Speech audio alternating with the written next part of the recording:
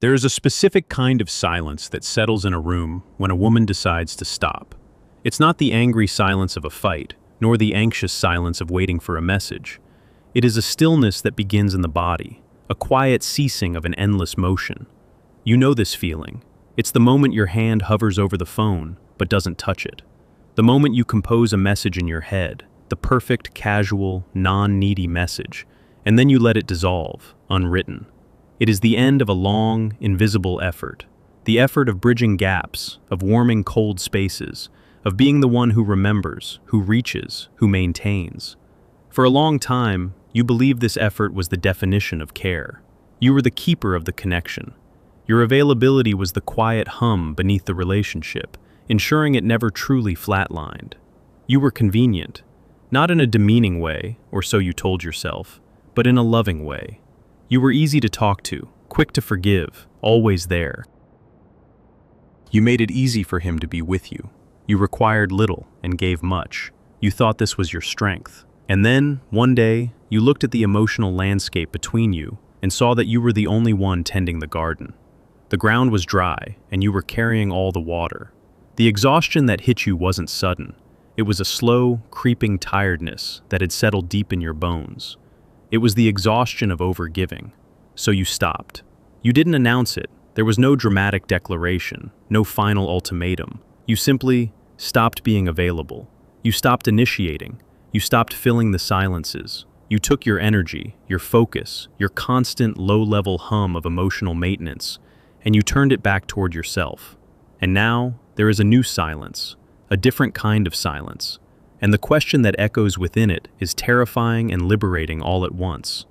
What is happening on the other side of this quiet? What does a man feel when the woman who was always there suddenly isn't? The common answer, the one offered by magazines and tactical dating advice, is that your absence will make him miss you, that he will panic and come chasing. This is sold as a strategy, a move in a game of chess. Pull back to make him advance. But this is a shallow understanding of a profoundly deep psychological shift. This isn't about a tactic. This is about the collapse of an unspoken psychic agreement. What you have done by withdrawing your availability is not simply create distance. You have removed a mirror. You have taken back a crucial piece of his psychological world that, perhaps, neither of you knew he had outsourced to you. And the disturbance this causes in his psyche is far more complex than simple missing. To understand this, we must look past the surface of behavior and into the unconscious dynamics that govern attraction and connection. Carl Jung spoke of the intricate dance of projection that occurs between two people. We don't just fall in love with a person, we fall in love with the parts of our own soul that they awaken, the parts they seem to hold for us. For many men, particularly those who have been taught to suppress their own emotional, relational, and vulnerable sides, these qualities are relegated to the unconscious. Jung called this inner feminine figure the anima. The anima holds a man's capacity for relatedness, his intuition, his moods, his connection to the soul. When his own relationship with this inner figure is undeveloped, he unconsciously seeks a woman in the outer world to carry it for him. The woman who is always available, always understanding, always emotionally present, becomes the perfect vessel for this projection. She does the feeling for him. She manages the emotional temperature of the relationship. She anticipates his needs, soothes his unexpressed anxieties, and provides a constant warm container for his unlived emotional life. He doesn't have to cultivate his own inner garden because she is tending it for him, right outside his window. He may not be conscious of this. He may simply feel a sense of ease with you, a comfort. He feels you are his peace, his soft place to land.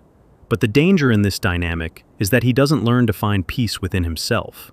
Your presence becomes a substitute for his own inner work. Your availability becomes a crutch for his own emotional immaturity.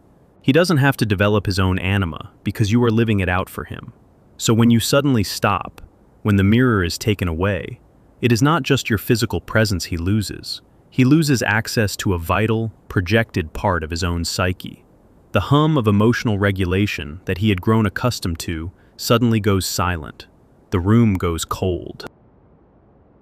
And for the first time, he is left alone with his own unprocessed feelings, his own moods, his own inner emptiness.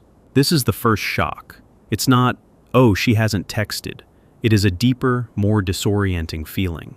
It is a subtle sense of something is wrong. The atmosphere has changed. The psychic temperature has dropped. He might not be able to name it, but his nervous system registers it. The constant, reliable source of warmth is gone. Initially, his ego will likely rush in to defend against this discomfort. The ego's job is to maintain the status quo, to protect the conscious sense of self. His first reaction might be confusion, followed by irritation or anger. Why is she being like this? Is she playing games? The ego will try to frame your withdrawal as a manipulation, a flaw in you, because the alternative is to look at the deficit in him, and that is far more threatening. He might try to test the new boundary. He may send a low-effort message, a meme, a casual "what's up," expecting the usual warm, engaging response. He is essentially checking if the mirror is just smudged or if it's truly been removed.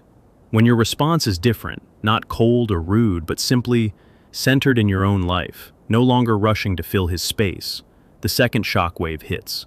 This is the moment he realizes the dynamic has actually changed. You are not playing a short-term game.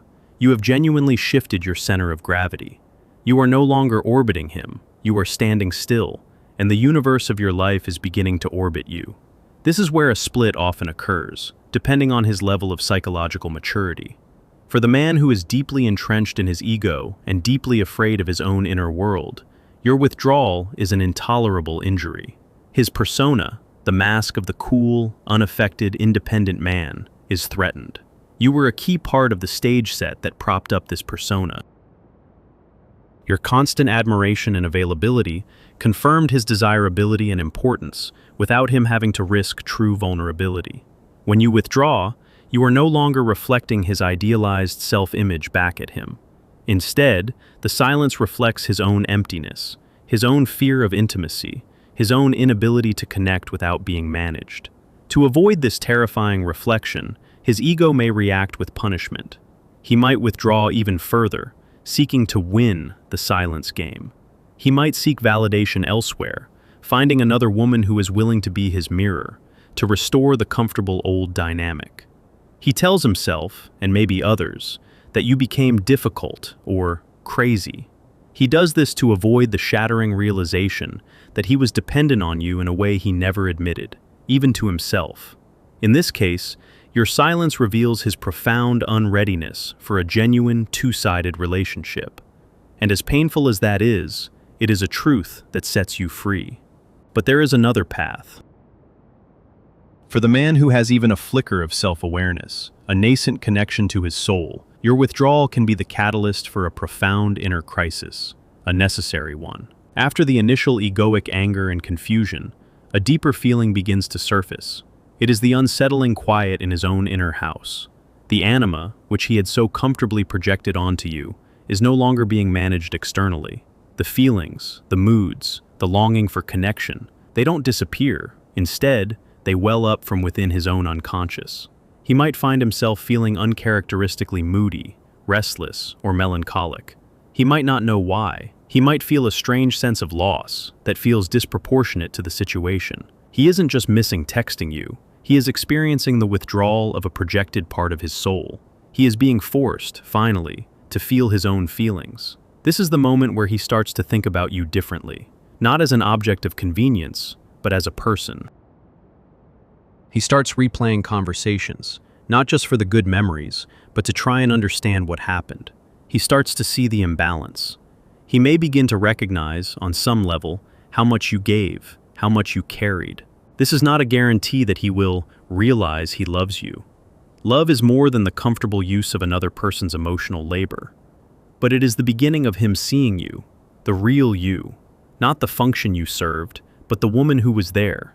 The empty chair in the room of his life, the one you used to occupy, is now starkly visible. He used to take for granted that it would always be filled by you, warm and waiting. Now, its emptiness is a presence in itself.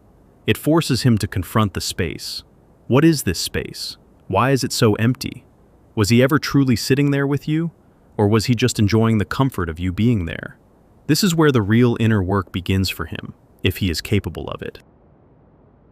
He is faced with a choice: fill the empty chair with another distraction, or dare to sit in it himself and confront his own inner world. He might start to question his own persona. Was his independence just a fear of needing someone? Was his coolness a defense against the vulnerability you always offered him so freely? Your absence becomes a form of a spiritual teacher for him. It holds up a different kind of mirror, not one that reflects what he wants to see, but one that reflects what is actually there.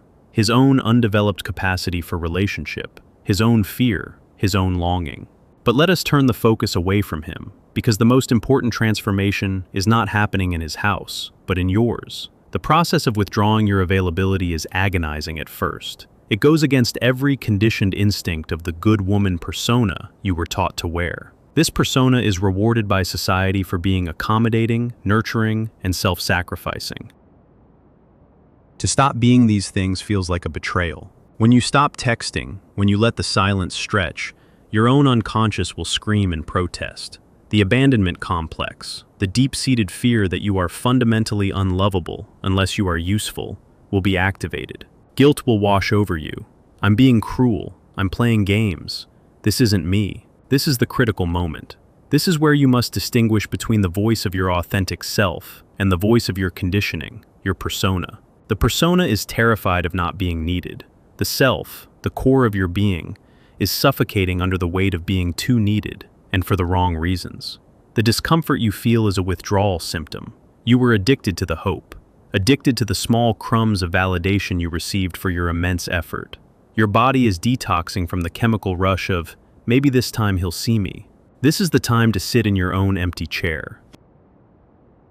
For so long, that chair was reserved for him. You kept it ready. You kept it warm. Your life was arranged around this empty space, waiting for it to be filled. Now, you must claim that seat for yourself. When you feel the urge to reach out, to check his social media, to ask a mutual friend about him, you must physically stop. Place a hand on your own heart, and ask the part of you that is in pain, what do you need right now? Not from him, from me. The answer will never be, send that text. The answer will be a walk in nature. A conversation with a friend who fills your cup. Time spent on a creative project you abandoned. The simple act of making yourself a beautiful meal. You must begin to give the immense, powerful, life-giving energy you were pouring into him back into the parched soil of your own life. This is the return to the self. It is not a tactic. It is a homecoming. As you begin to do this, something miraculous happens. The frantic, anxious energy inside you begins to calm. The obsessive thought loops about him begin to quiet down. You are no longer living in the suspense of his next move. You are living in the reality of your own life. Your silence is no longer an empty, painful void. It becomes a rich, fertile space. It is a silence filled with your own thoughts, your own feelings, your own presence. You start to enjoy your own company. The empty chair is no longer a symbol of his absence, but the throne of your own sovereignty. And from this place of centeredness, the dynamic with him, and with all men, is irrevocably altered. Let's say he does reach out. After a period of silence, after he has wrestled with his own ego and discomfort, he sends a message. This time, it's not a low-effort breadcrumb. It has more substance. He asks how you are. He mentions something you once said. He is making a bid for genuine connection. The old you, the available you, would have leaped at this. You would have responded instantly, with warmth and enthusiasm, signaling that all was forgiven and the old comfortable dynamic could resume. You would have immediately abandoned your own center to rush back into his orbit. But the new you, the woman who has sat in her own chair, who has reclaimed her energy, responds differently. You are not cruel. You are not punishing. You are simply calm. You respond in your own time. Your response is kind, but it comes from your center, not from a place of desperate need. You don't clear your schedule for him. You don't drop everything because he has finally graced you with his attention. He feels this shift immediately. He is no longer dealing with a fan, but with a queen. He is meeting a woman who has her own life, her own center of gravity. Her value is not contingent on his approval. She is not waiting by the phone. This is profoundly attractive, but it is also intimidating to his ego. He is now required to show up differently. He cannot rely on your emotional labor to do the work for him. He must bring his own vulnerability, his own effort, his own presence. He must learn to sit in the chair with you, as an equal, not as a king being waited upon. He is now faced with the real work of a relationship. Can he do it? Does he want to do it? His actions from this point forward will tell you everything you need to know. If he rises to the occasion, if he is willing to do his own inner work to meet you in this new, more authentic space, then a genuine relationship has a chance to be born from the ashes of the old dynamic. A relationship between two whole people, not one person and her project. If he fades away, it is because the cost of admission to your world is now self-awareness and effort, and he is not willing or able to pay the price. He will retreat to find a less demanding mirror, a more convenient arrangement, and you will feel a pang of sadness, but it will be followed by a wave of profound relief. Because you will know that you have dodged a lifetime of carrying water for a man who refused to dig his own well. This process reveals the truth, not just about him, but about you. It reveals the parts of you that were willing to abandon yourself for the hope of love. Jung would call this meeting your shadow, the needy, fearful part of you that believed you had to perform and overgive to be worthy. By withdrawing your availability, you stop running from this shadow. You turn and face it. You sit with the fear, you sit with the loneliness, and you learn to mother that part of yourself. You learn to tell her, you are worthy, even when you are not chosen. You are valuable, even when you are not useful to someone. Your presence is enough. If this journey names something you have been feeling but haven't been able to put into words, take a moment to acknowledge the strength it took to even begin to pull back. It is one of the hardest things a woman can do. The ultimate paradox is this: the moment you stop needing him to choose you is the moment you become truly choosable. But by then, it matters so much less, because you have already chosen yourself. The question is no longer whether he will come back. The question is, if he does, will he be able to recognize the woman you have become? A woman who is no longer defined by her availability to him, but by her presence to herself. A woman who understands that her silence is not a weapon to manipulate him, but a sanctuary to reclaim herself. He may feel your absence, yes. He may regret the distance. He may be shaken by the change in the dynamic. But what happens in him is his journey. Your journey is the return to the empty chair, and the discovery that it was never truly empty. It was simply waiting for you, its rightful occupant, to come home. Your presence is no longer a question to be answered by his attention. It is the answer itself. This presence isn't just a mental state. It is a physiological reality. It is a change in the very chemistry of your body. Think back to the time of constant availability. Your body held the story. It was the shallow breathing as you waited for a reply, the tension in your shoulders, perpetually braced for disappointment, the slight forward hunch of your posture, as if you were physically leaning into his life, trying to hear better, to be closer. Your nervous system was in a constant, low-grade state of fight or flight, oscillating between the hope of connection, a dopamine hit, and the fear of abandonment, a cortisol flood. The return to yourself is a return to your body's natural equilibrium. The first sign that you are truly coming home is that you start to breathe deeper. The breath, which was once held high in your chest, drops down into your belly. You feel a new sense of groundedness, as if your feet are more firmly planted on the earth. Your posture subtly changes. Your shoulders drop. Your spine lengthens. You are no longer leaning into a void, but resting back into the support of your own physical form. This is the body memory layer of healing. Your cells, once buzzing with the anxiety of waiting, begin to learn a new rhythm, the rhythm of self-possession. And what of him? While your body is learning peace, his is learning disturbance. He too has a body memory of you. For him, you were associated with regulation, the sound of your voice, the warmth of your presence, the predictability of your response. These were all somatic cues that calmed his nervous system, often without his conscious awareness. You were, in a way, an external regulator for his own unmanaged internal state. Now, that regulation is gone. The silence you've created is not just in his phone, it's in his biology. He might feel a persistent, low-level agitation he can't explain. He might find it harder to sleep.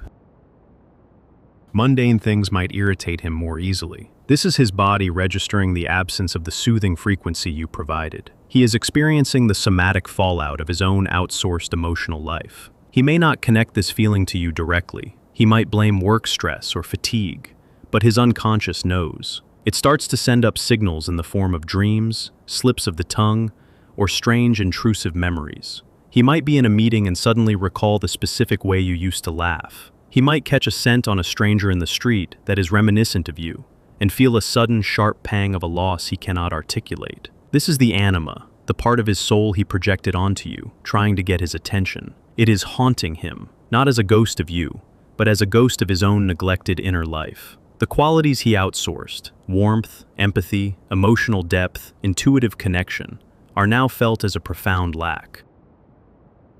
He may find that other women he meets feel two-dimensional. They may be beautiful, fun, and interesting, but they don't have that something. That something, of course, was the space you held, the invisible work you did. He is now discovering that the magic he thought was between you was, in large part, generated by you. If he is to ever build a healthy connection, with you or anyone else, he must now face the task of integrating these qualities within himself. This is the true meaning of him doing the work. It's not about him simply learning to say, "I miss you." It is about him embarking on his own terrifying journey into the silence. It is about him facing his own shadow. His shadow isn't just his suppressed emotions. It's his hidden dependency, which masqueraded as independence. It's his subtle sense of entitlement, which he mistook for confidence. It is the part of him that felt powerful because you were willing to make yourself small. To face this is profoundly humbling. It requires him to dismantle the very persona he has built his identity around. It is a lonely, unglamorous process, and most will turn away from it. But for the one who persists, it is the beginning of his own sovereignty. Meanwhile, your world continues to expand. The energy you've reclaimed is like a powerful current, and it begins to change the landscape of your life. You notice concrete signs of your inner shift. The first is that the jolt is gone. When his name unexpectedly flashes on your phone, your heart doesn't leap into your throat. There is no longer a surge of panic or desperate hope. There is just a notification. You are able to look at it with a sense of calm curiosity, as you would a message from anyone else. You have become the observer of your feelings, not their captive. Another sign is that your internal monologue has a new protagonist, you. For months, perhaps years, the main character of your inner world was him. You replayed conversations, you rehearsed future dialogues, you analyzed his behavior. Now, you find your mind is filled with other things. A book you want to read, a skill you want to learn, a trip you want to plan, a business idea that excites you. You are no longer the supporting actress in the movie of his life. You are directing your own. This leads to the late practical test. It will come when you least expect it. After a period of silence, or perhaps after a few tentative, more respectful exchanges, he will present a scenario that is a subtle echo of the old dynamic. It might be a last-minute invitation. "Hey, I'm going to be in your neighborhood in an hour. Want to grab a drink?" The old you would have seen this as a miracle. You would have canceled your plans, rushed to get ready, and felt breathless with gratitude for the spontaneous attention. The new you feels something different. You feel the pull of the old pattern, but it is weaker now. You check in with yourself. You already had plans to have a quiet evening, to read your book, to go to your yoga class. And for the first time, your own plans feel more valuable, more sacred, than a spontaneous crumb from him. So you reply, kindly but firmly, "That sounds lovely, but I have plans tonight. Perhaps another time, with a bit more notice." This is a revolutionary act. Your no is not a punishment. It is not a strategic move to appear busier than you are. It is a simple, honest statement of fact. Your life is now full. It has its own rhythm and integrity. You are no longer a space on his map that he can visit at his convenience. You are your own territory, with your own borders. An entry requires a respectful request, not a sudden demand. How he responds to this boundary is the final exam. The man stuck in his ego will feel rejected, and may lash out with silence or a curt, "Okay." He will interpret your boundary as a rejection of him. But the man who is doing the work will feel something else, respect. He will recognize that he is dealing with a woman of substance. He might feel a twinge of disappointment, but it will be mixed with a new level of intrigue. He will realize he has to plan, to make an effort, to earn a place in your schedule. He has to show up as an equal. Whether he passes this test or not, something crucial has already happened for you. You have proven to yourself that you will not abandon your own center. not even for the thing you once thought you wanted most. This is the moment your self-worth ceases to be a concept and becomes a lived reality. And the universe, which always responds to a clear signal, begins to mirror your new frequency.